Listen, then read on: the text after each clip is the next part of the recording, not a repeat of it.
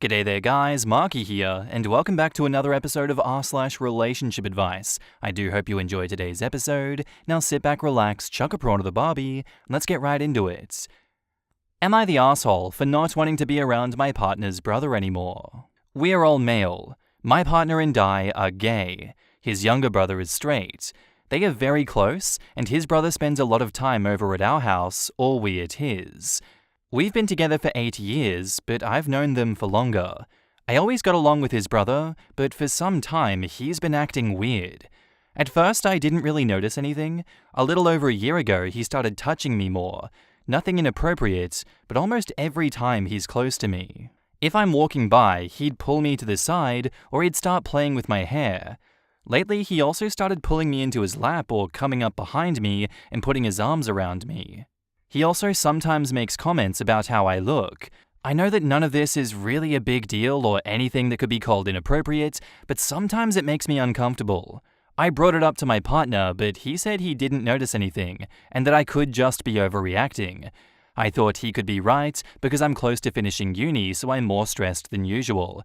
I had brushed it off until 2 days ago. My laptop broke down while I was trying to finish an important paper, and my partner had his work with him. I asked his brother if I could borrow his laptop, and he came by to drop it off. I finished the paper yesterday evening and downloaded it. I somehow messed up and accidentally put it in some random folder. I had it titled, My Name, Title of Paper, so I typed my name in the search bar. My paper did show up, but there was also another folder with my name on it.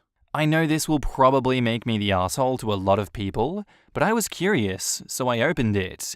It was filled with pictures. Most of them were pictures we took over the years with me and other people in it, but a few of them made me feel sick. Most of the pictures were harmless, but between the normal pictures, there would be some of me sleeping or changing. Some were just me playing with my dog, but taken from a strange angle that made it seem like someone was trying to take a picture without being noticed.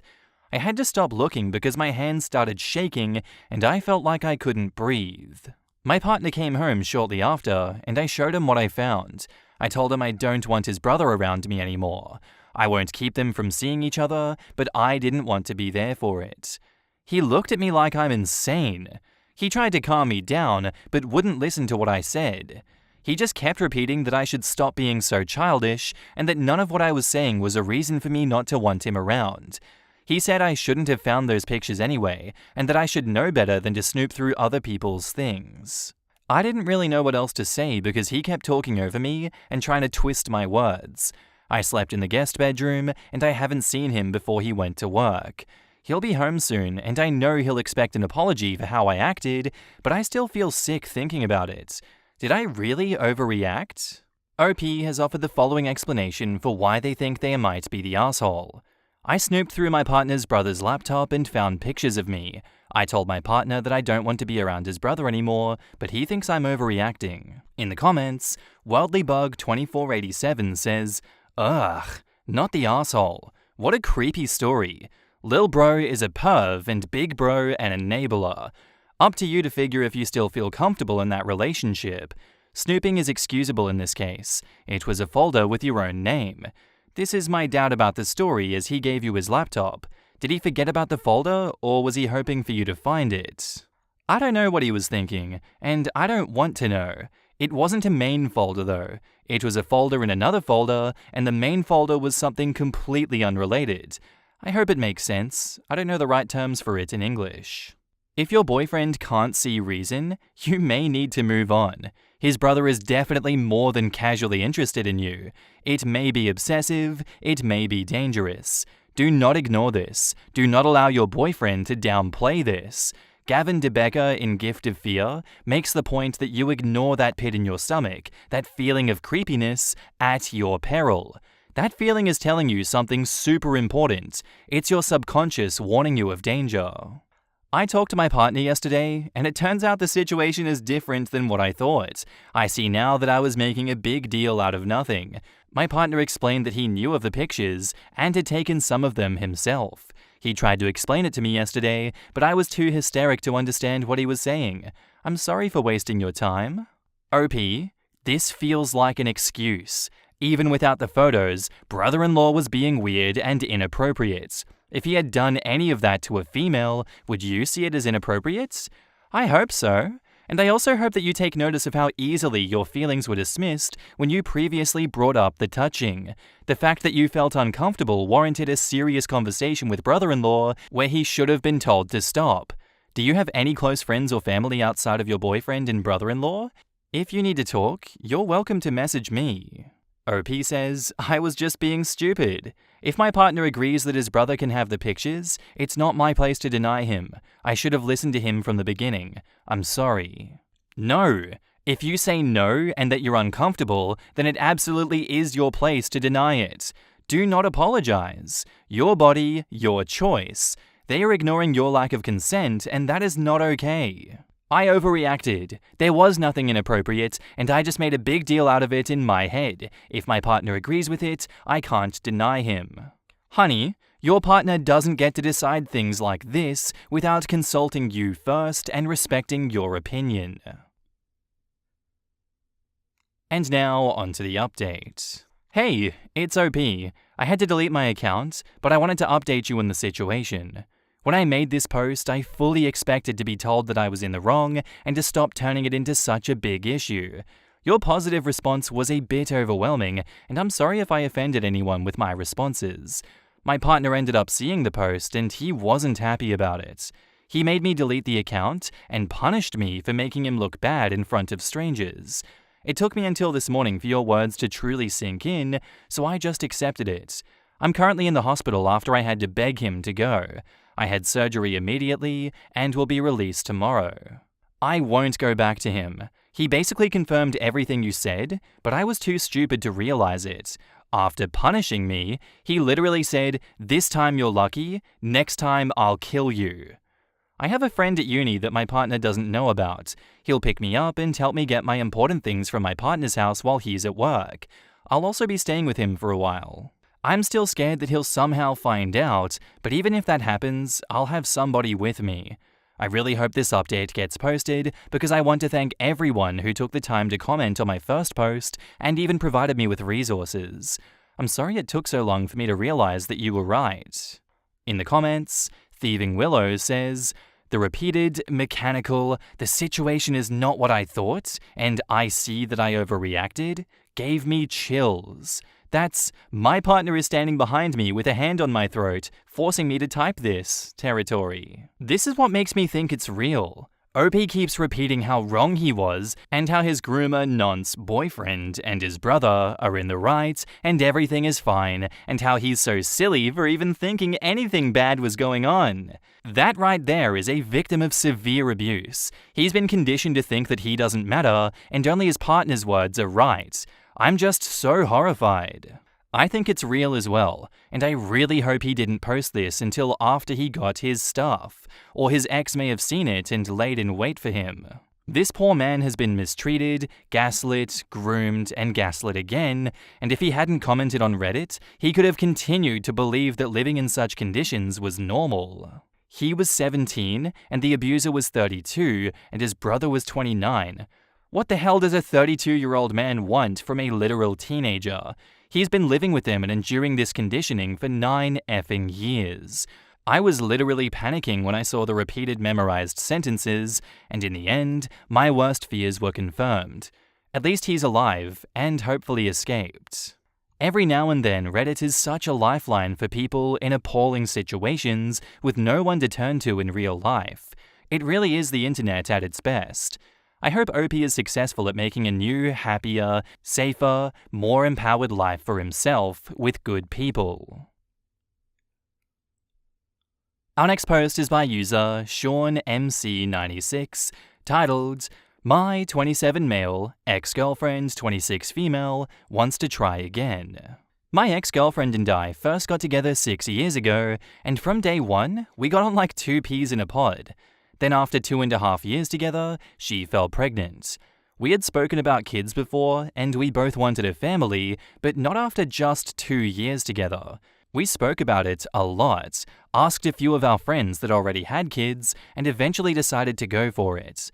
We also agreed that even if our relationship doesn't last, our child's well-being would always come first. Right before the lockdown in 2020, 3 weeks before the due date, we welcomed a perfect little girl, and both of us were completely infatuated. It was a big adjustment, but our girl was an angel, and we settled into parenthood rather quickly. Everything was going great at first, but 3 months later, it all changed. I was working late when I got a text from my mother to tell my girlfriend dropped our daughter off with her while she ran some errands, but 4 hours later, she hadn't returned and now she wasn't answering her phone. I called too, but she didn't answer me either. I got out of work, collected my daughter, and went home to find a note from my girlfriend. She said that she couldn't handle the stress of lockdown and the baby, and she just needed some time to clear her head. She also said not to call and that we would talk soon, but days turned into weeks with no contact from her or anyone else other than her sister who visited her niece often but never mentioned my girlfriend. How did her sister of all people visit but never mention, hey, where is sister right now? Isn't it weird that she's not here? Moreover, why did you let that happen, OP? That's very questionable. Fast forward 3 years, and my ex-girlfriend is slowly starting to reach out again. It was slow at first, liking photos of our girl on Instagram and the odd comment, but that was it until last week. She sent me a text saying that she had seen how well our daughter and I are doing and asking if we could meet up. I was reluctant, but we agreed before our daughter was born that her well-being is what mattered the most, so reluctantly, I agreed to meet for a coffee so she can see our girl, but I'm having second thoughts. How do I forgive her for walking out on me, and more importantly, on our daughter? I think personally this is one of those situations of forgive but don't forget, because it is what is best for the child. Obviously what she's done is unacceptable. It is the same as fathers walking out on kids. No one gets a free pass in this situation.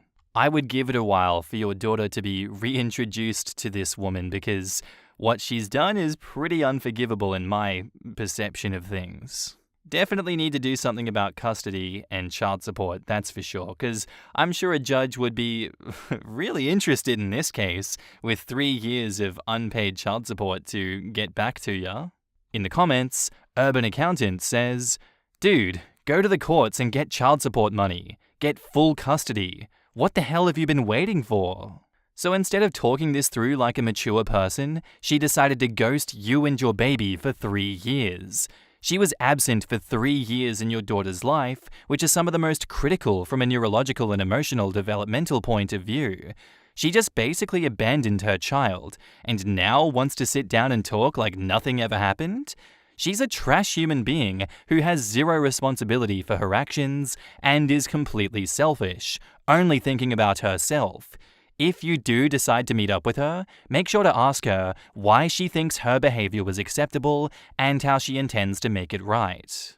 I don't think I would bring your daughter to this meetup.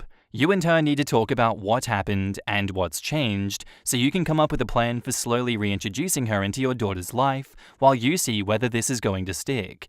Then you can worry about whether there's a future for you as a couple or whether you're better off as co-parents.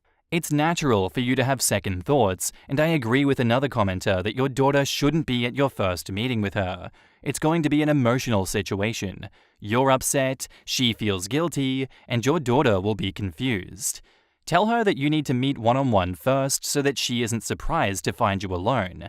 I'm going to suggest that you give her a safe space to talk about what happened, and that you mostly listen with compassion and love.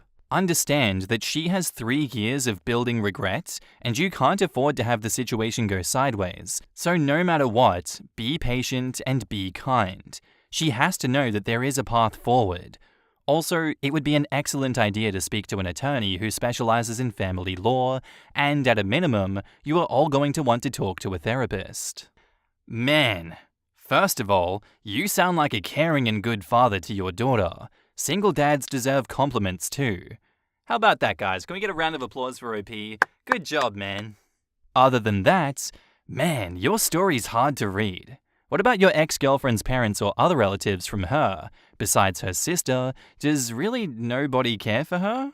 The only mistake you made was to not reach out to an attorney and get full custody.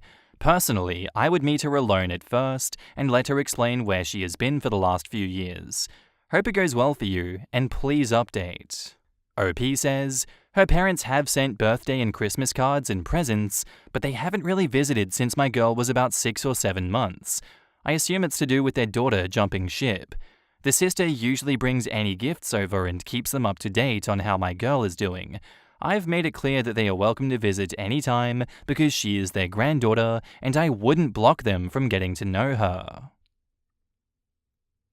Update. My ex-girlfriend wants to try again. As agreed, my ex and I met up a few days ago in a local cafe, and I got there early to try and work out what I was going to say to her after 3 years. While I hadn't mentioned it in my original post, I had no intention of bringing our daughter along. My ex had contact numbers of my family members, so she was with a coworker, and when my ex arrived, she was a little disappointed, but not all that surprised to see I was alone. The next few minutes mainly consisted of small talk before we eventually addressed the enormous elephant in the room, where she had been hiding for 3 years of our daughter's life. She admitted that she had suffered a lot with postpartum depression and she couldn't bear to show it in front of our girl. She acknowledged that leaving the way she did was wrong, but she wanted to be able to focus solely on herself while she got therapy. I asked why it took her 3 years to resurface. She sent a text for our daughter's first birthday, but that was it. And she broke down, admitting that she was so scared of what I thought of her for disappearing. In a way, she was right to be scared, because while I could come to terms with being dumped, I was furious because she left our daughter. Throughout our conversation, I could tell she's grown a lot as a person over the last few years, which is something. We spoke for well over an hour, and when I finally got up to leave, she asked where we stood. I told her that I appreciate that she's been really trying to turn over a new leaf, but it's going to take time for me to fully move on. But as a show of good faith, I showed her a video of our girl. It's about 6 or 7 months old, but it's my favorite. It's her and one of my dad's cows mooing at each other.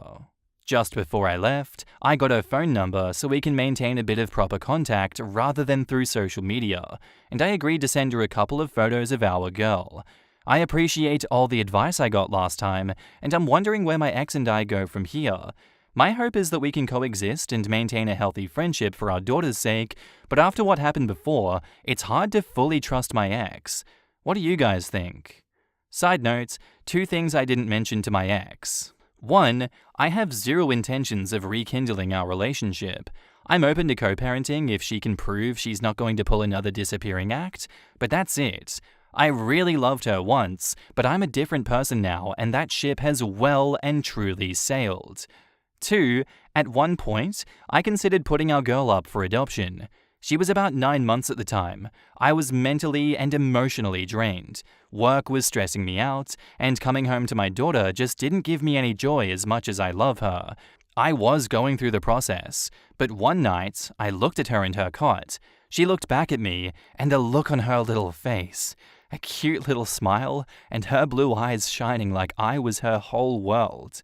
It told me that things would get better, so I cancelled the adoption, and I never looked back. In the comments, Baron Sharktooth said, quote, I could tell she has grown a lot as a person over the last few years, which is something. I'd like to adjust your statement and be more precise. In the limited time you talked with her, it seemed as though she had grown a lot as a person. I'm not contradicting you. I'm not saying she hasn't, just saying that people can tell nice stories and reality could be different from what you observed. OP says, yeah, I could have worded it a bit better. Nah, it's an excellent post. I just wanted you to be careful, but it seems you're already doing fine. I'm also a father and know it can be both hard and rewarding. Keep it up, King. Update 2.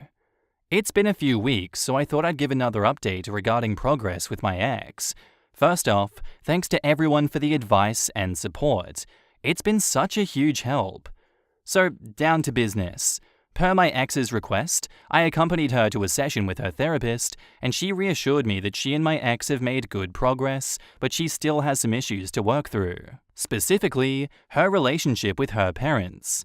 She told me they separated and her mother had a temper, but I didn't really know how bad it was. After the session, my ex left and I hung on for a minute to ask her therapist for her opinion regarding reintroducing my daughter to my ex. She recommended holding off for now and offered me a free session to talk about it, so I'm going to see her next week. On a more positive note, my daughter started preschool 2 weeks ago, is already making friends, and has been absolutely loving life. And I sent my ex a few photos of our girl to show some support, so things are looking up. Thanks again to everyone that has commented so far. The support I got has been incredible. Makes the struggle of raising a child alone a little better. In the comments, Excelsior says, "That dad is a saint, always focused on his daughter. I wish him well." I deeply appreciate that he was willing to hang back and ask the therapist what would be best for his daughter in terms of reintroduction. That really shows where the priority is. That's smart of him to do because at this point, his ex is basically a total stranger to his daughter due to never being around for years after birth. If OP hasn't already, he should get in touch with his local family services or family justice center to get everything entered into the system. I hope he's making sure she is paying child support. You can't just abandon the financial burden of a newborn like that. If I was OP, I'd give her the deal of either she relinquish voluntarily all parental rights 100%, or he will aggressively go for back child support and child support payments. You know she's going to try to take his daughter away one way or another, and if he doesn't cover his bases, legally she might be able to. For what it's worth, my bestie in high school lived with her dad and his new wife. Her mum left when she was in elementary school. Dad didn't want her to reach out to her mum, but once she was old enough to do that, she did. She ended up living with her mum for the last 2 years of high school and rekindling their relationship. It turns out mum left because she had schizophrenia and had to be institutionalized. She felt a lot of shame for leaving her daughter and also for her mental illness, so just waited for her daughter to get in touch if they wanted to. At the time, Dad was pretty angry about my friend moving, several cities away, but currently as an adult, she gets along with both bio parents as well as her step-parents. And we love happy endings like that, guys. What a great ending to that story. Anyway, I really do hope you enjoyed today's episode because that is all I've got for you today. If you liked it, if you hated it, let me know down in the comments below, and I'll see you on the next one. Bye.